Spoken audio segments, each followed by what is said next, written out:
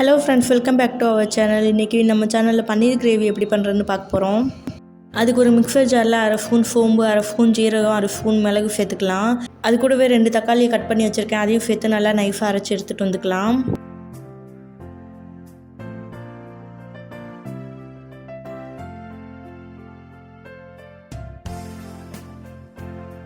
ஒரு கடாயில் 4 ஸ்பூன் எண்ணெய் சேர்த்துக்கலாம்.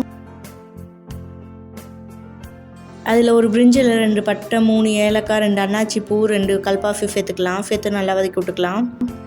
2 பெரிய வெங்காயத்தை நல்லா பொடியாக ஸ்லைஸ் பண்ணி எடுத்து வச்சுருக்கேன். எந்த அளவு பொடியாக ஸ்லைஸ் பண்ண முடியுமோ அந்த அளவு பொடியாக ஸ்லைஸ் பண்ணிக்கலாம். அதையும் இது கூடவே சேர்த்துக்கலாம். வெங்காயத்தை நல்லா வதக்கி விட்டுக்கலாம். வெங்காயம் நல்லா வதங்கணும். இப்போ பாருங்கள், வெங்காயம் பாதி அளவு நல்லா வதங்கியிருக்கு. இது கூட இஞ்சி பூண்டு பேஸ்ட் 1 ஸ்பூன் சேர்த்துக்கலாம். இது கூடவே 1 ஸ்பூன் மிளகாய்த்தூள், அரை ஸ்பூன் மல்லித்தூள், 1 ஸ்பூன் கறி மசாலா தூள் சேர்த்துக்கலாம். சேர்த்து நல்லா வதக்கி விட்டுக்கலாம். மசாலா எல்லாத்தையும் வெங்காயத்தோடு நல்லா வதக்கி விடணும். ஒரு 5 மினிட்ஸ் நல்லா வதக்கி விட்டுக்கலாம்.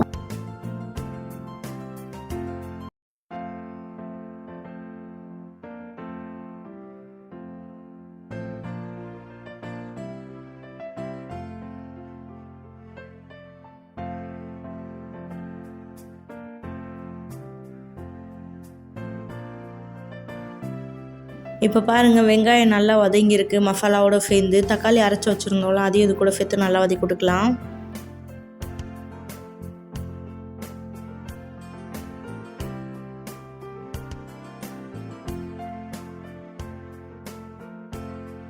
இது கூடவே தேவையான அளவு உப்பு சேர்த்துக்கலாம்.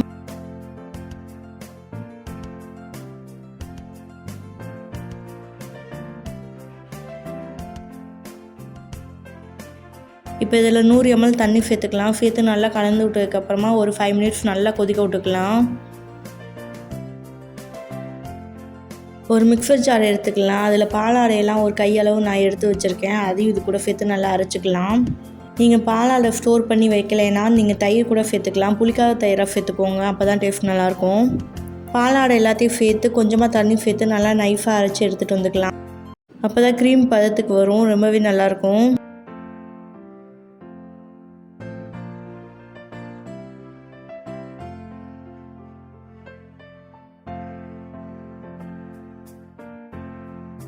இப்போ பாருங்கள், கிரேவி கொதிச்சு நல்லா தண்ணியெல்லாம் வற்றி ரெடி ஆயிடுச்சு. இதில் 200 கிராம் பன்னீரை நீல வாக்கில் கட் பண்ணி எடுத்து வச்சுருக்கேன். அதையும் இது கூட சேர்த்துக்கலாம்.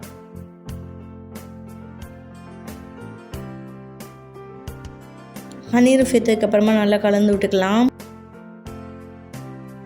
5 மினிட்ஸ் நல்லா கலந்து விட்டுக்கலாம். அப்போ தான் பன்னீரில் மசாலாலாம் நல்லா பிடிக்கும்.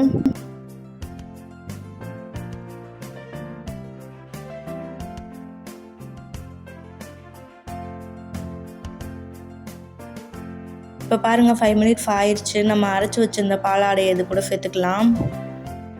நல்லா கலந்து விட்டு இதையும் நல்லா கொதிக்க விட்டுக்கலாம். ஒரு 5 மினிட்ஸ் கொதிக்கட்டும்.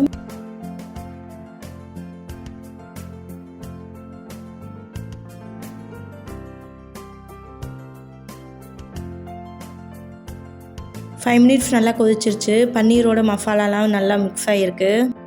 இதில் பச்சை மிளகா 1 2 கட் பண்ணி வச்சுருக்கேன், அதையும் இது கூட சேர்த்துக்கலாம். அது கூடவே ஒரு கைப்பிடி அளவு கொத்தமல்லியை கட் பண்ணி வச்சுருக்கேன், அதையும் இது கூட சேர்த்துக்கலாம். இதில் 1 ஸ்பூன் லெமன் ஜூஸ் சேர்த்துக்கலாம். சேர்த்து நல்லா கலரி விட்டுக்கலாம்.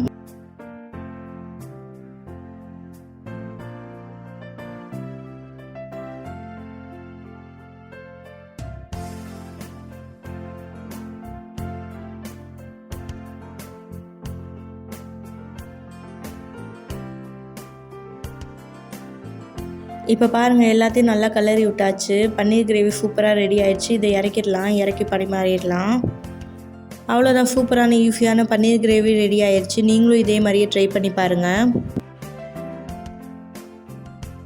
தேங்க்ஸ் ஃபார் வாட்சிங்.